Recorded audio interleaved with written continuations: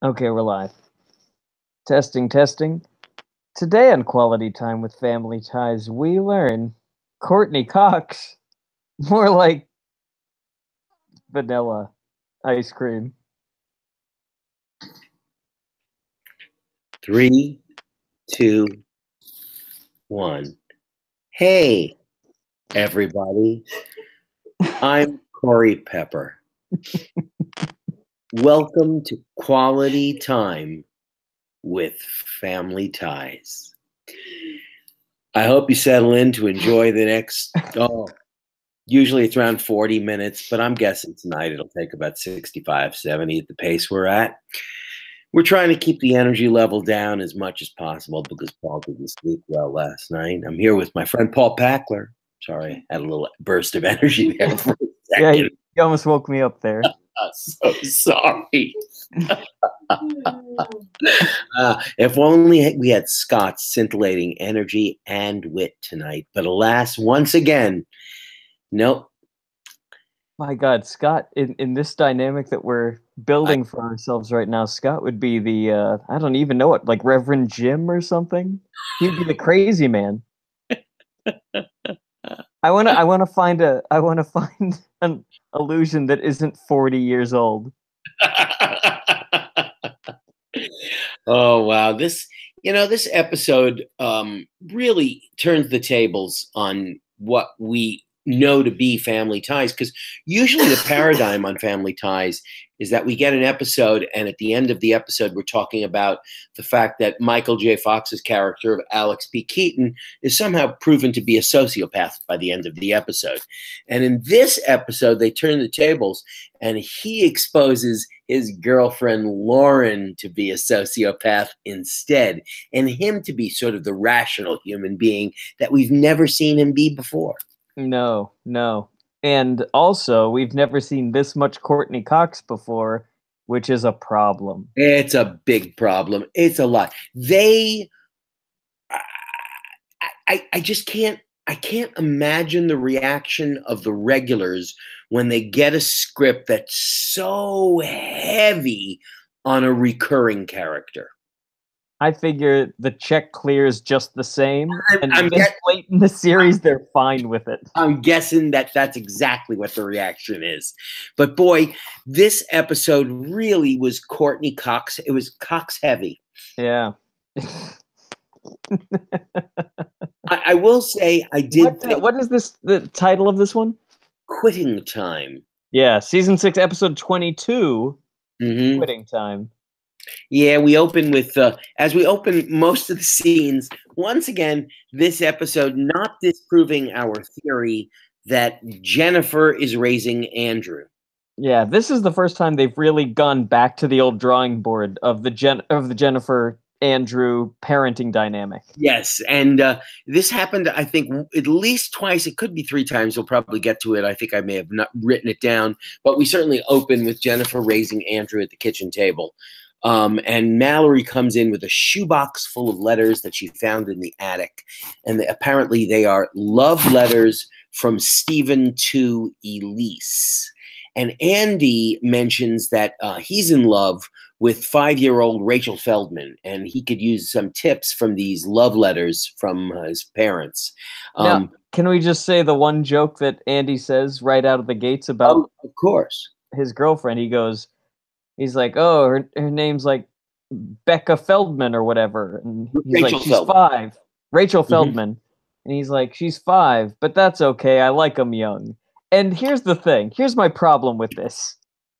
I mean, disregarding everything that's going on in the news, disregarding all that kind of stuff, that was the joke they had the entire length and breadth of humor in front of them about a 5-year-old dating a 5-year-old. It was literally the first joke of the episode too, and that's the foot they decided to get off on. And it's just bad. It's just a bad joke. It's not even that it's like gross. It's just bad. It's a bad joke, and of course, for you and me, it just brings up Judge Roy Jones memories of I like them young. Yeah, everything. It was a very odd joke that the writer's room was just like, let's go with that one. And in the love letter, Stephen calls Elise Lamekins. Corey, let me ask you a question. And You're bumbling through your parents' attic. yeah, You find a shoebox, and the first thing when you open it, you see a letter that's like, "Dear," what's your mom's name? Trudy. "Dear Trudy, I miss you so much. I remember the time back in August when we spent the entire weekend together when we. Do you even read further? Why do these kids want to hear, like, what could ostensibly and quickly, like, deteriorate into some lurid shit between their parents? Dear Penthouse. Yeah, I never thought it would happen to me. I Already. was looking at my parents' love letters. Oh my goodness. And of course, Elise comes in, and then Andrew blows the whole thing for Mallory and Jennifer reading the letters.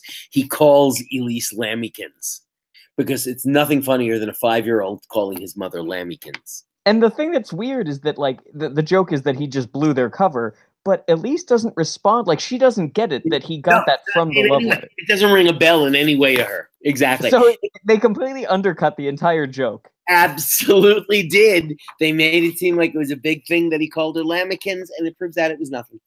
And at this moment, the episode goes downhill forever because Lauren appears in the back door. She pulls up in her car. Alex warns everyone in the family not to mention either the words psychology or thesis because she's stuck on her psychology thesis and she doesn't want to do it.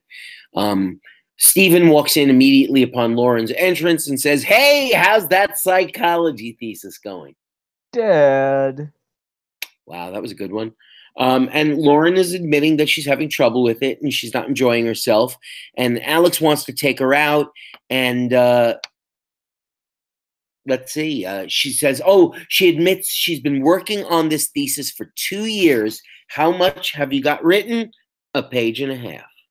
And then comes the only funny joke in the whole episode. Mallory responds, "Oh, gosh, well, if you're that far in, then you can't turn back now." It was one of the few, and it may have been one more joke later on that I think I like, but yeah. I thought that was a very, very good one. It was good out on the scene too. Mm-hmm. We go to we cut to the test center where we've had a few other scenes of the original scene that when they first met, where Courtney Cox's character works, where Lauren works. Yeah, and the shot starts on a hamster cage. This fucking psychology department at Leland is more like a 3rd grade science class. Like, they've had a monkey, they have hamsters. That's it, monkey and a hamster. Yeah. And she can't write. You know, she does the typical crumpling up pieces of paper and throwing it into a garbage can. Alex comes in and bitches and moans and says, "Wow, I wish you would have come to the movie with me tonight. I went to see Fatal Attraction. I ended up going with Skippy." They make a Skippy joke in absentia. Mm-hmm. And he hasn't been around all season, it feels like. Not really. And she admits, "Wow, I really want to quit. Why? Because I just want to be with Alex. I want to spend every minute with Alex. I can't stop thinking about Alex. I want to eat dinner with Alex. I want to eat lunch with Alex. I want to eat breakfast with Alex. I want to have a snack with Alex. I want to have a high tea with Alex. I want to have ice cream at midnight with Alex. I just want to spend all my time with Alex." And I ask the question at this moment, what the fuck is wrong with you? It's really weird. Like, she's written up lists of all the stuff that and that's the thing. I think it's that it's avoidance. She's just making shit up that she'd like to do because she doesn't want to work on what she wants to work on. But the fact remains is she's still talking about Alex. Yeah, who wants to spend time with him? Not us. He's odious. He's he's uptight. The poker up his ass is so far that it protrudes out of his mouth. Yes. He keeps getting caught on the door when he walks through it. It's just ridiculous. And then she says the words, and she says it a couple of times in the episode, and I really have trouble with it. "I want to care for you. I want to nurture you." He's not a child. No. He's a boyfriend. And from that point forward, the whole episode just chows down on my anus. Yes, it goes to Crazy World, and there's no coming back because No, it's such an outlandish premise. and it's just exactly from that point forward. And then she I mean, just to take it the one step forward that they take it, she quits her thesis and says she's free, and now she's going to devote all her time to Alex. And that's where we're at, 2/3 of the way through of the first act of this terrible episode. Yeah. Now, what? I didn't write a thesis for my undergrad. Did you? Did yes, I did. Oh, so you went to fancy college. All right. So, like, what? I don't know. Do you have a BA or a BFA? BFA.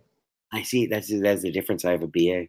Oh, BFA. They're like, you really have nothing going for you after this. You're a performer who can't write. If you have a BA, they make you take so much general ed that they give you the I don't take all arts classes, so I had to be able to write. Gotcha. So they did force us for a theater degree. I did have to write a senior thesis. Now, also, let me say that there was also a performance portion of the senior thesis as well. Okay. It wasn't all written. And then I had to orally present the written portion, which sounds crazy, but I had to give an oral presentation for the written portion. And then they came and saw the theatrical portion of it, which was, did a thesis with another actor, and what we did was we both took the same children's theater play and rewrote different versions of the play, and then presented them to the children of Binghamtons, who went to the public schools in Binghamton. Okay. What was the show? It was an old French children's story called Reynard the Fox. And one of us did I did a very contemporary version where all the animals in it were like, the girls were all cheerleaders and the boys were all football players. And it was very contemporary and very Archie comics. Nice. And he did a version that was much, much darker and involved masks and other theatrical kinds of stuff. So we wanted to make sure we did two completely different versions. Oh, the other thing in mind was it was all heightened comedy, so it was very Three Stooges, a lot of rolling and violent comedy. Okay. Now, for the written part, how long did that have to be? I wrote a diary with every rehearsal and then every production meeting, and I wrote notes on everything, and presented that as my written portion. Gotcha. And then an opening and a conclusion of what I learned from the whole experience. How long do you think it ended up being? Like 40, 50 pages? Yeah, it was about 40 pages, and it was actually handwritten, not typewritten in those days. I don't know why. They hadn't invented typewriters yet. Maybe that was the reason, but I'm positive I had to typewrite things in college. Or maybe I just went over to Johann. I call him Johann, Mr. Gutenberg. You may know him. Went over to his place, and he actually printed that stuff up himself. Or else I went to Lauren Ditto's house, and she also helped me. Oh, she invented the Ditto machine. Oh, sure. Purple was her favorite color. Yes, it was. And it smelled so good when it was warm. Here we are now back in the kitchen of the Keaton household. We're once again with Andy and Jennifer. Clearly she's raising Andy. They're writing a love letter together to Rachel Feldman. And we find out, and this is one of their favorite techniques and one of our least favorite techniques, when they describe things that happen off screen and they're slightly more interesting than anything that happens on screen. Hey, we're going to have to cut for just 1 second. I'll be right back. Okay, yeah, we'll take a quick break. Nap as in keeping in your case, Paul. What's that? A quick nap, perhaps, in your case. I know, yeah. I think, let me put on my Headspace meditation app. Noise canceling headphones.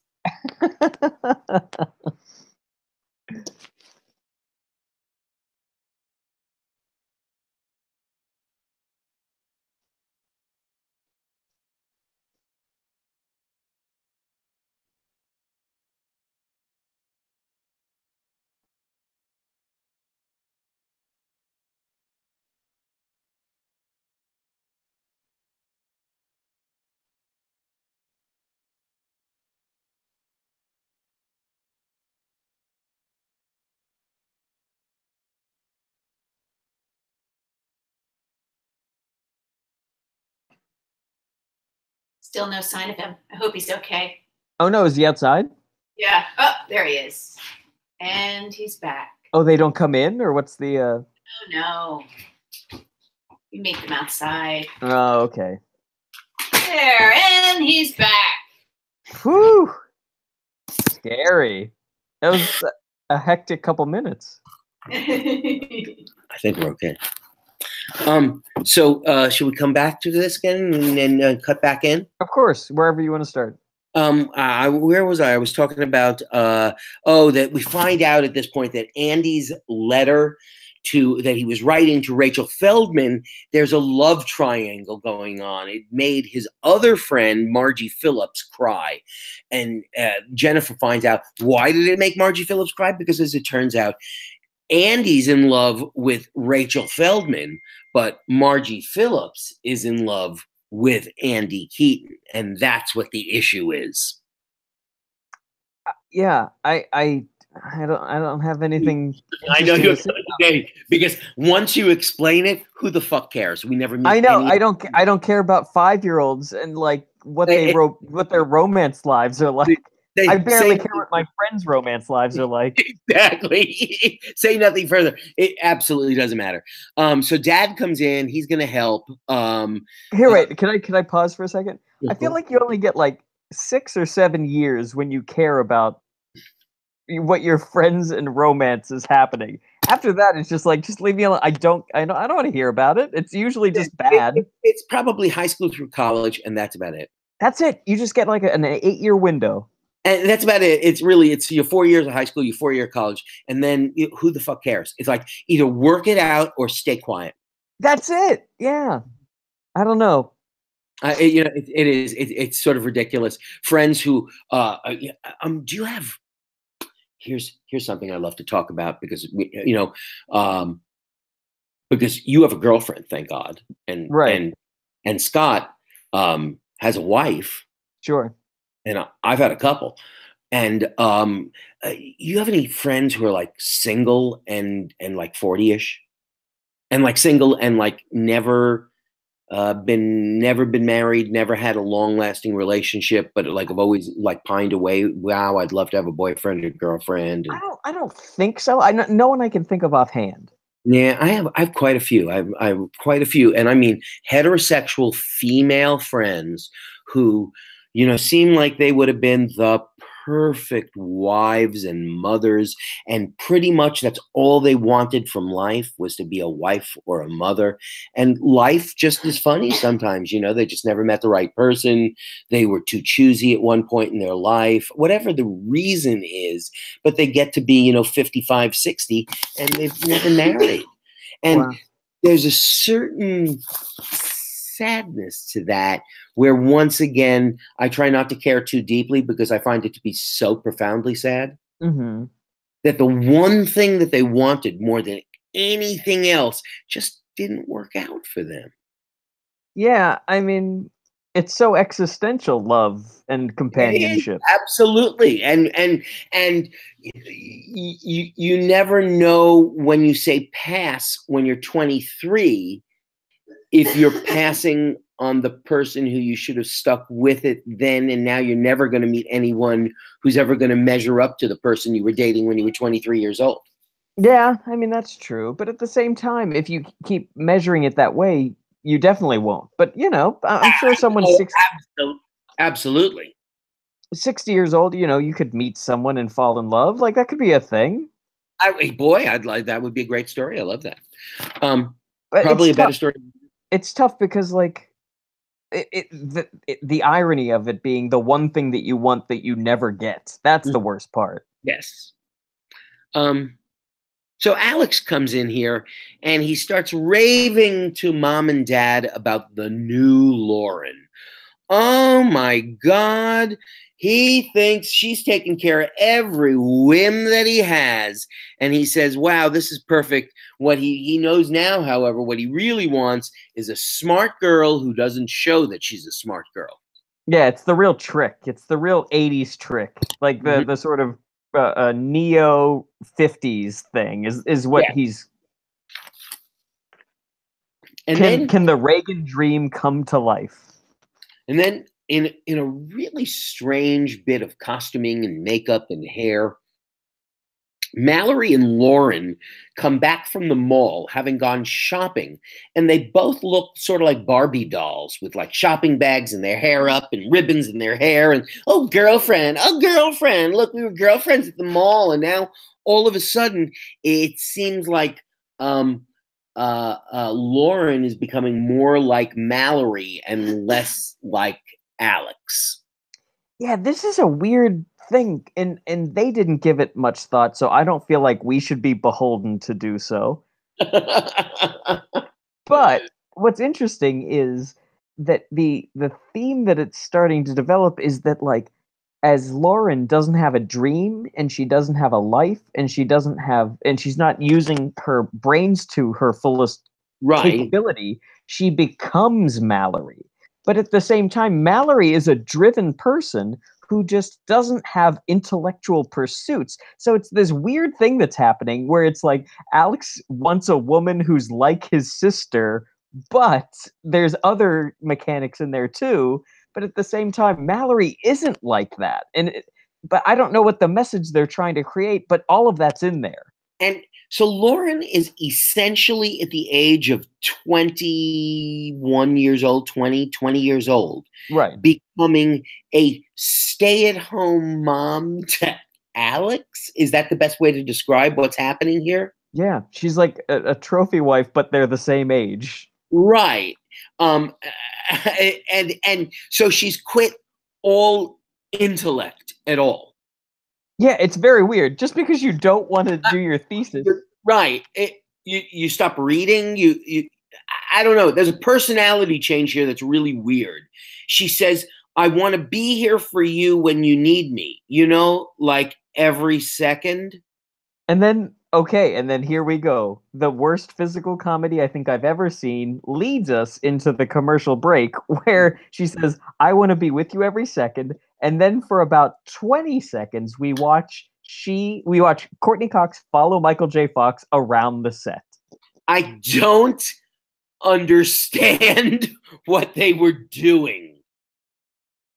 They wrote it, and if they had had any other actress play the part, it would have been fine. I don't know. Well, it just seemed like the cameras just kept running, that the scene was over and they kept the cameras running. It was like your average Jim Jarmusch movie. Just let the cameras go. Go. Hopefully we'll capture some magic. We'll work it out in the editing room. And with that, we'll be right back. But wait, there's going to be, like, we're letting it just sort of play through a little bit, like the way the actual scene does. Corey's walking around his apartment. And we'll be right back.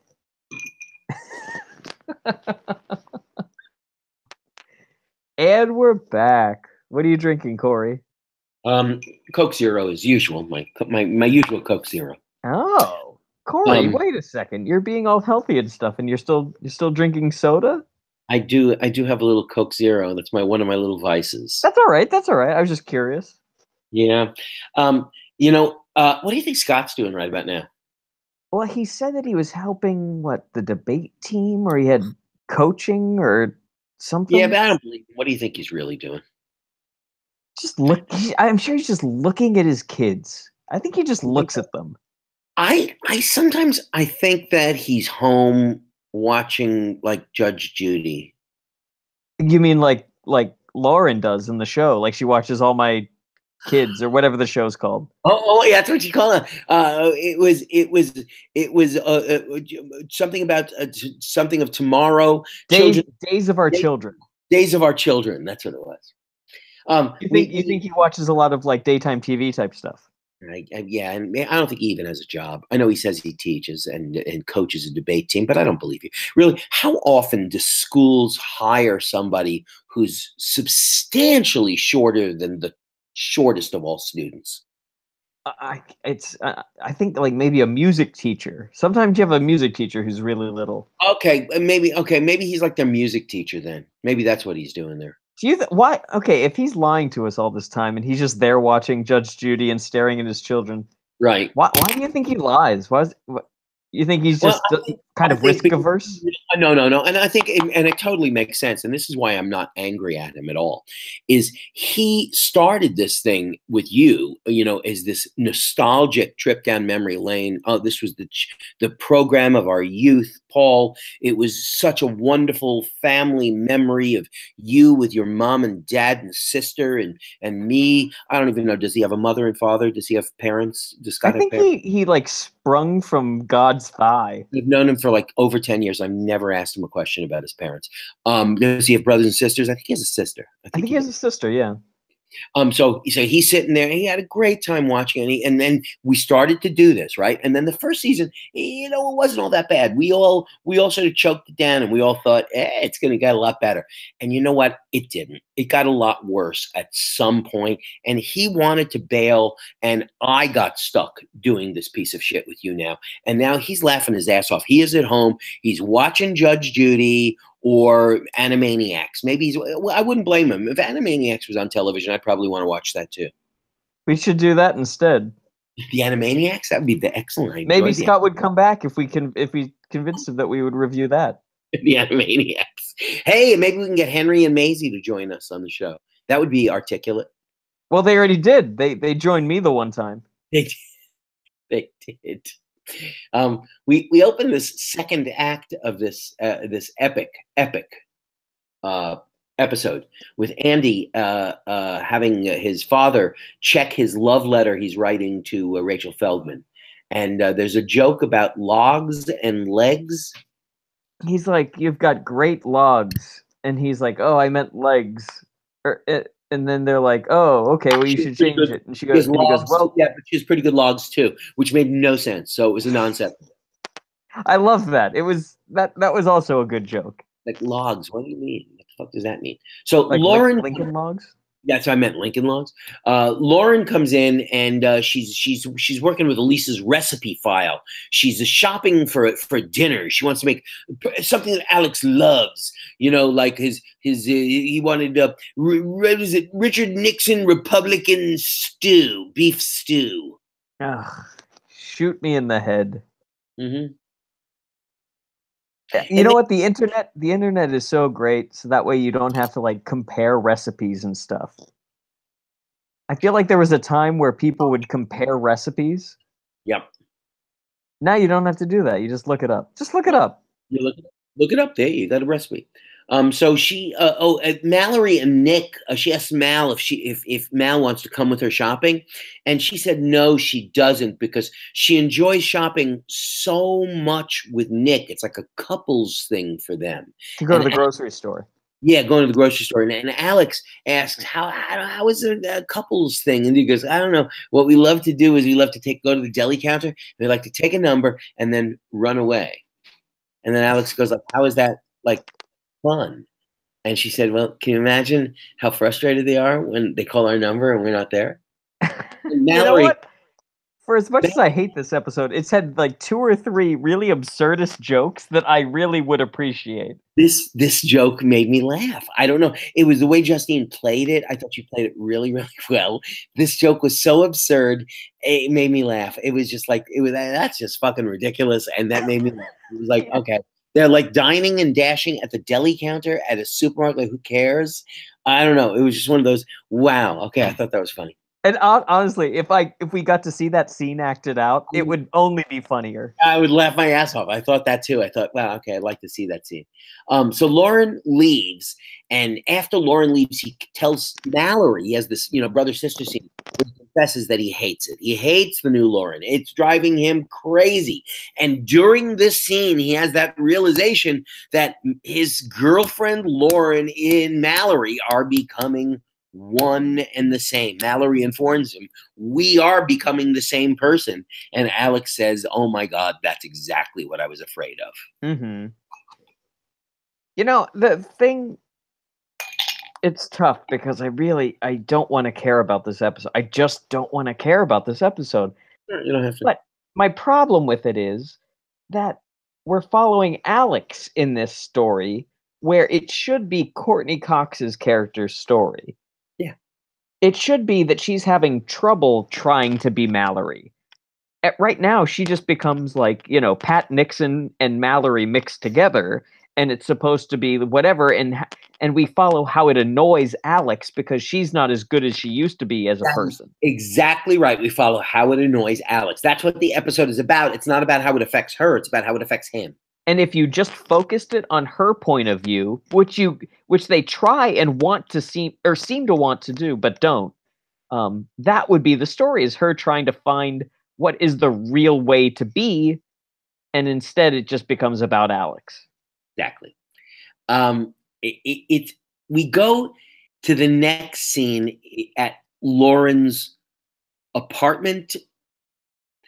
And how would you describe what Lauren was wearing in this scene? Oh, is it like the French maid thing? Well, I wrote down she looked like she was a sister wife. Oh, well, that too, yeah. It was back to the Little House on the Prairie, sister wife, and she keeps on gleaming at him in like in some beatific way, like, this is your night, Alex. It's your night.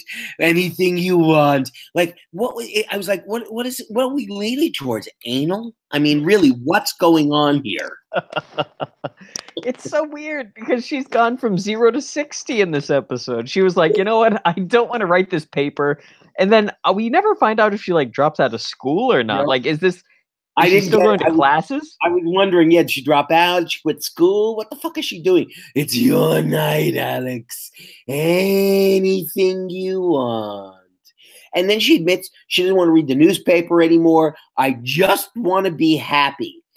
I don't understand how reading the newspaper necessarily makes you unhappy. But go ahead, Lauren, do whatever the fuck you want to do.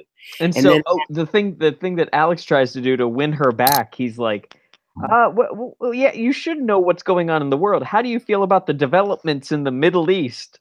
And I was like, oh, those were the days. Yeah. Pre Persian Gulf War, folks. Hey, you're just using me as an excuse, she tells him. He tells her, you're using me as an excuse not to go back to school, not to do your thesis. And it's clear also what's happening, of course, is she's completely and totally smothering him. Anybody would be smothered by this kind of behavior. It was ludicrous. It was over the top.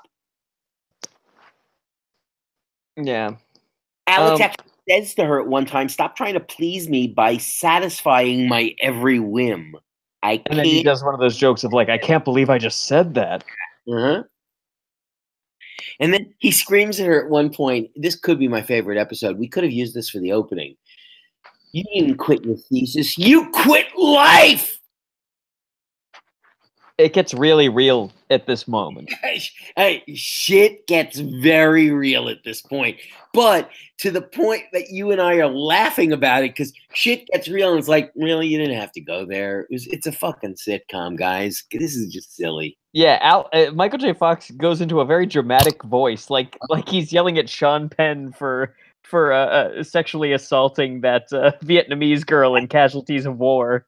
Absolutely, it's just ridiculous. It's just silly here, and he screams at her in a line that sort of is almost like a half breakup line. I love you, Lauren, but not like this. Yeah, and the lighting is very dark in this scene, which only gives it much more dramatic feel. So they almost break up. She runs out of her own apartment, which of course happens all the time. Yeah, I don't think in any fight I've ever had, my girlfriend of any one of them would run out of their own apartment. Usually the person whose apartment you're at gets to stay where they are. The other one needs to vacate. Yeah, in any romantic relationship, squatters' rights is the law of the land. I believe it is indeed the law of the land. We cut now to what does every episode end with? Let's all say it together. The final kitchen scene. Yeah. That's right. Here we go. And this one goes almost just like every other episode goes. But this one was especially aggravating, I have to say. You know what? We say that very hardly. I remember saying that almost all the time. I find them all really aggravating. This one starts with him eating that. Remember that beef stew that got his saliva glands going earlier, and he didn't get to eat his beef stew over at Lauren's house. So he's eating cold beef stew from a recently opened can of beef stew. Yeah, like, you know what? My girlfriend was gonna make me a steak dinner, but we got into a fight. I went home and I ended up eating beef jerky. Like, what? It was disgusting. I was gagging here. It was just awful. And Andy comes in, of course, with another one of his letters because, what's better than a B plot? The only thing better than a B plot is a relentless B plot. And this show's B plot was relentless. It was relentless and it never changed. Nothing, the story was just sort of never, as you said, who cares? It's 5-year-olds that we've never met, and it's their romance, and nobody cares. So Andy comes in with another letter. It's not going well. He's now broken up with Lauren Feldman, and now he is together with Margie Phillips. And Alex starts to dictate at Andrew's request a new love letter to Margie Phillips, but that love letter is in reality a love letter to his girlfriend, Lauren. Yes, it starts apologizing about yelling at her about her thesis and all this kind of stuff. But I just want to reiterate, Andy, Brian Bonsall, throughout this episode, where he's given not a lot to do in this B plot as far as character arc or a lot of great punchlines or anything like that, he's really charismatic and he's got some great comic timing. He does. Whereas Courtney Cox I can't say that for her. I cannot say that. Brian, you're right. I never thought I'd see the day where I'm going to freely admit Brian Bonsall was better than Courtney Cox in this episode. Yeah, she's really bad. She doesn't know how to be angry. She doesn't know how to be funny. She doesn't know how to have charisma on screen. I don't get it. Well, Elise comes in. Yeah. And Elise almost congratulates Alex for what he's done. And then she says something that I'm going to go out on a limb. It's hands down the most ridiculous line in this episode. it may be the most ridiculous line of the season, and it would be in the running, in my opinion, of the most ridiculous line ever uttered on this show, especially at this point. His mother says to him, "What you did, Alex, was actually quite selfless." And if that wasn't enough, and feminist.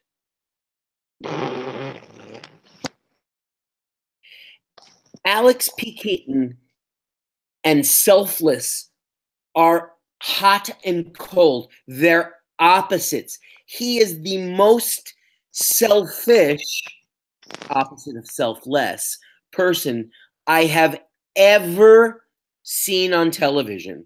Hands down. It is always about Alex P. Keaton. So for him, his mother, she is delusional to think for even an instant Alex doesn't do anything out of selflessness. He did it because he liked the old Lauren better. It didn't matter whether the new Lauren made Lauren happy. It made Alex unhappy. And that's all he was reacting to. Me unhappy. Me want to change girlfriend, or else I will change girlfriends. Yes, I 100% agree, because that's the thing. What if for the rest of her life Lauren were this way? Because it makes her happy to be so. Mm-hmm. What if for the rest of her life she meets she and Alex break up. She's still she loves shopping. She doesn't like following the news. She becomes a homemaker or whatever. What's the big deal? There's no big deal here. And yet, for Alex, it would have been a big deal. Yeah, and the reason he helps her along to go back to the way she was, all quotes around all of that, is because it annoyed him. Right. He did not do it out of regard for her. I care so much about her education. She needs to get her education. She's such a brilliant woman. She should get this education. She'll regret it for the rest of her life, and I don't want to eventually marry her and have a family with her when she has regrets about this education where I should be encouraging her.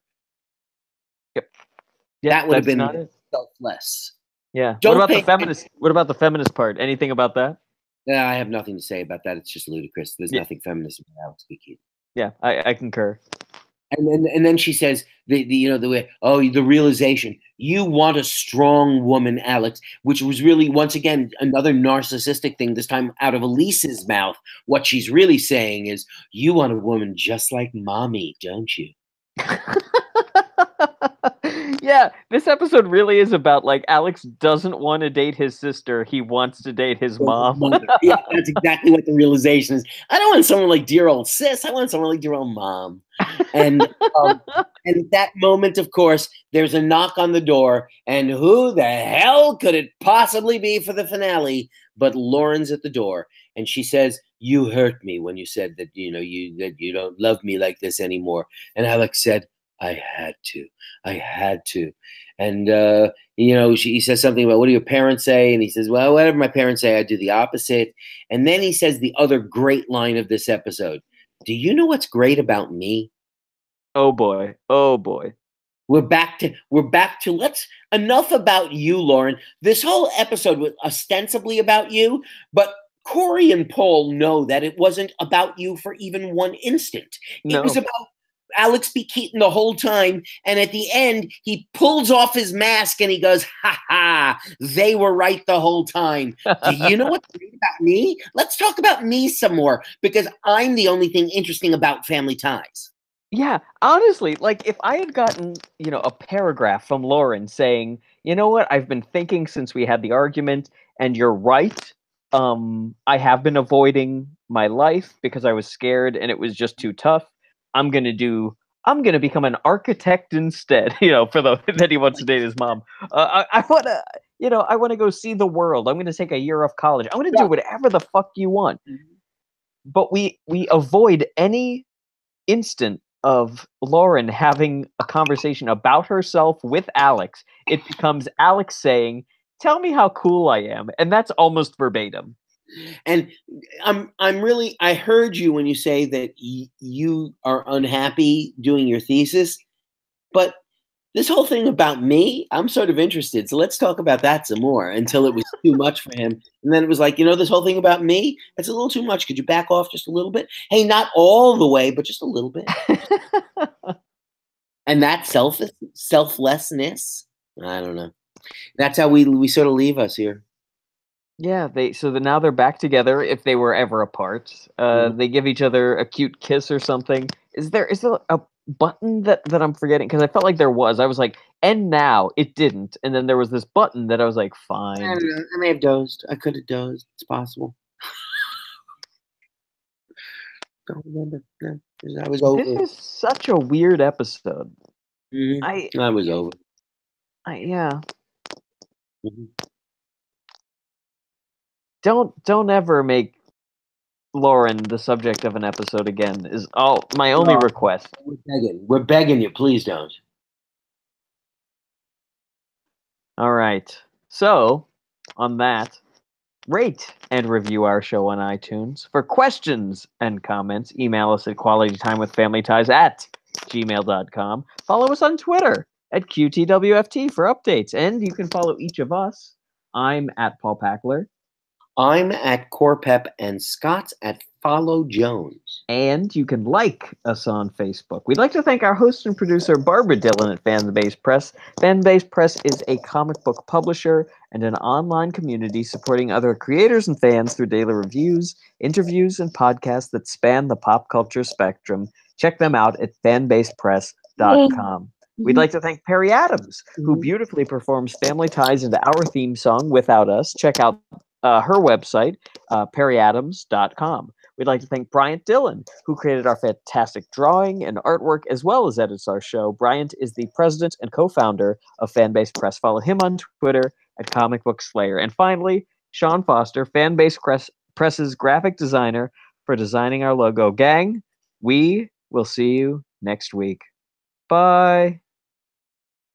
Inshallah.